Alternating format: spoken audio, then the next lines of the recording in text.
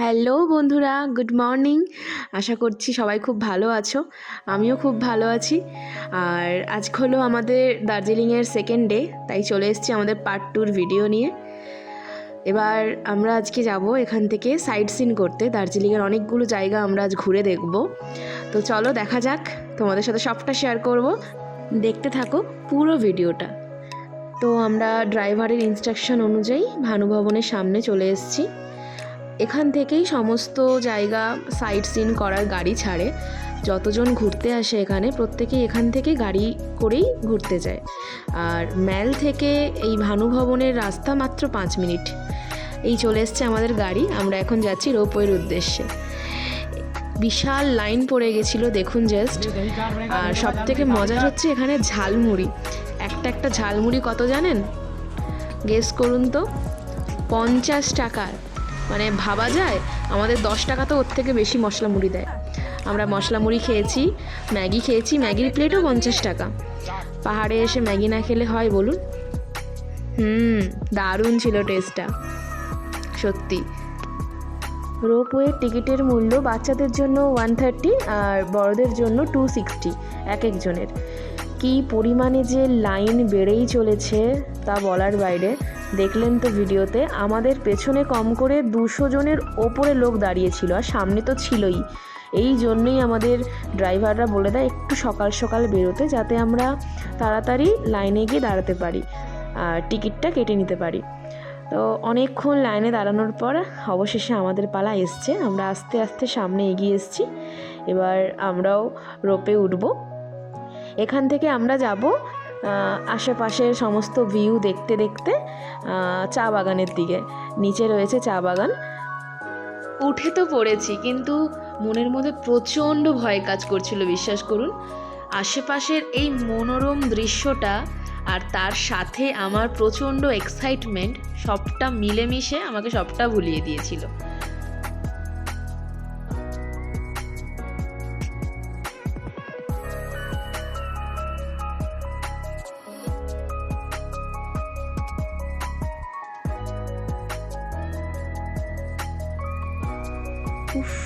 যেদিকে তাকাই শুধু সবুজ আর সবুজ। মনে হচ্ছে যেন চায়ের জগতে আমরা হারিয়ে গেছি।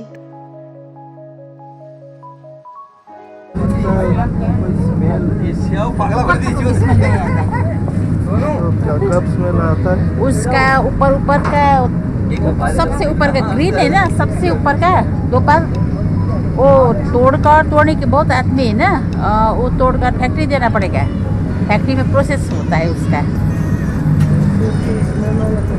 যাই হোক, ওনার সাথে একটু গল্প করে ওখানকার চা বাগানের সম্বন্ধে একটু জেনে নিয়ে আমরা ওখানকারই কস্টিউম পরে একটু ফটোশ্যুট করলাম।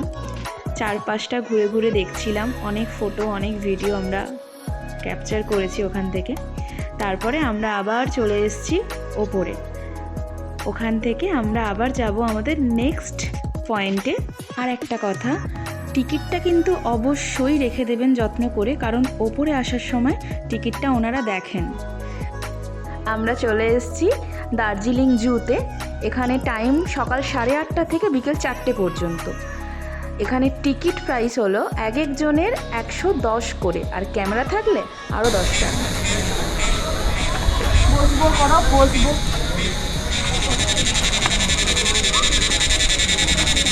ক্লান্ত।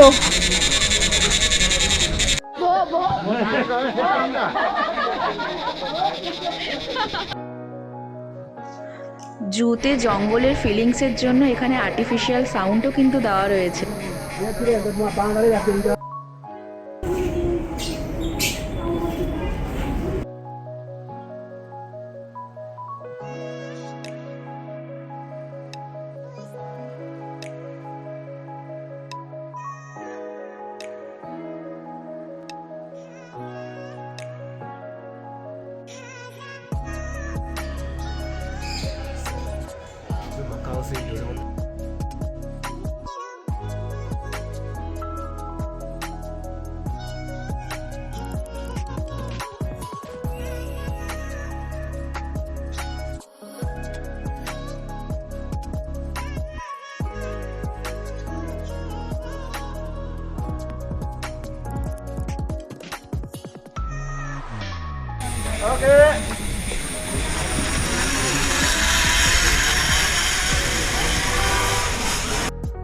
আপনারা যদি রক ক্লাইম্বিং করতে চান তাহলে কিন্তু করতে পারেন, সেই ব্যবস্থাও রয়েছে।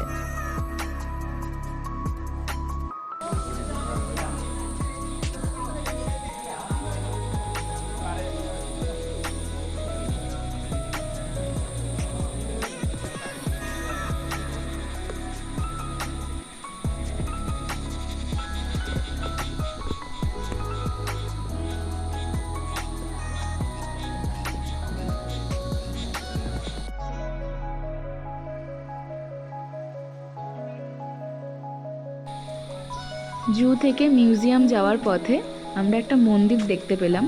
চলুন একটু মায়ের দর্শন নেওয়া যাক। ও মা, এখানে তো আমার বজরংবলীও রয়েছেন। এখানেও আমি আমার হনুমানজিকে দেখতে পেলাম। ওনাকে দেখে শরীরের সমস্ত ক্লান্তি যেন হাওয়ায় উড়ে গেল।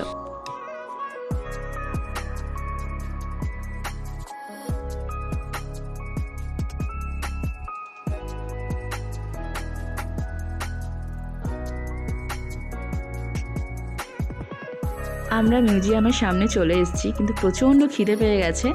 সামনেই একটা রেস্টুরেন্ট আছে, তো সেখানে আমরা ঢুকে পড়েছি। মেনু দেখছি কি খাবো তাই। তো আমরা ফার্স্ট অর্ডার করেছিলাম গার্লিক মোমো, চিলি মোমো, আর তারপরেই আমরা একদম মেন কোর্সে নিয়ে নিয়েছিলাম আমাদের মাশরুম ফ্রাইড রাইস আর চিলি চিকেন। টেস্ট খুব একটা খারাপ ছিল না, ভালোই ছিল। বাইরে ঠান্ডা ওয়েদার ঠিকই, কিন্তু তা বলে কি আইসক্রিম খাবো না? আমি নিয়েছিলাম টুটি ফ্রুটি আর ও নিয়েছিল ব্লুবেরি। আমরা মিউজিয়ামে ঢুকে পড়েছিলাম, কিন্তু এখানে ভিডিও অ্যালাউড ছিল না, তাই আমরা ভিডিও কিচ্ছু করতে পারিনি। এক্সিটে বেরিয়ে আমি ভিডিও করেছি।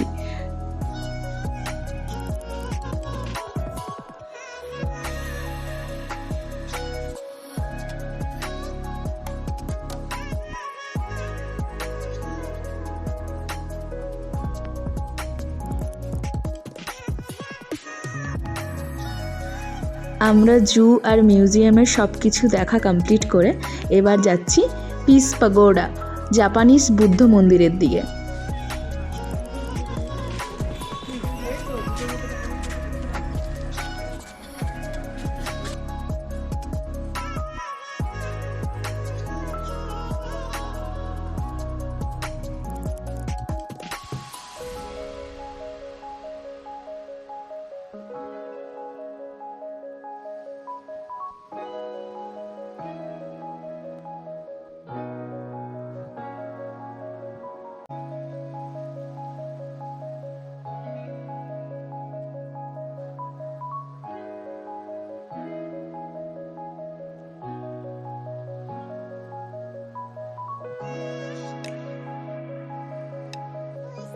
আচ্ছা, এই ফুলটার নাম কি আপনাদের কারোর জানা আছে?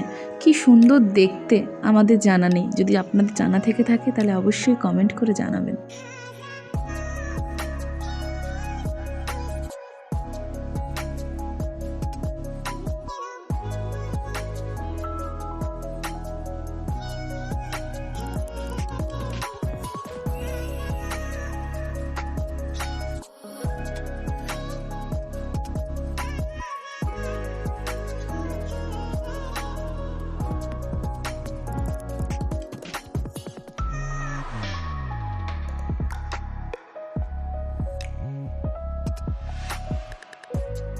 আমাদের সাইট সিন এখানেই শেষ করলাম। আমরা আবার চলে এসেছি ম্যালের কাছে, ভানু ভবনে, যেখান থেকে উঠেছিলাম গাড়িতে। এসে দেখি এখানে একটা মার্কেট বসেছে। মার্কেটটার নাম মহাকাল মার্কেট।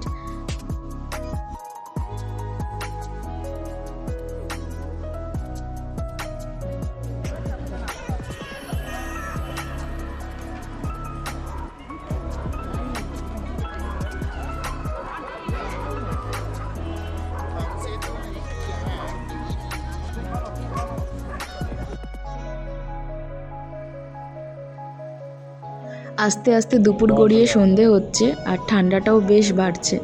আর সাথে যদি একটু চা না খাই তাহলে কি জমে? তো তাই আমরা চা নিয়ে নিয়েছিলাম, 2টো লিকার চা।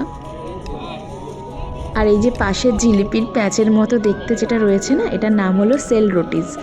এটা খেতে খুব একটা খারাপ ছিল না, চায়ের সাথে বেশ ভালোই লাগছিল, গেলে ট্রাই করতে পারেন।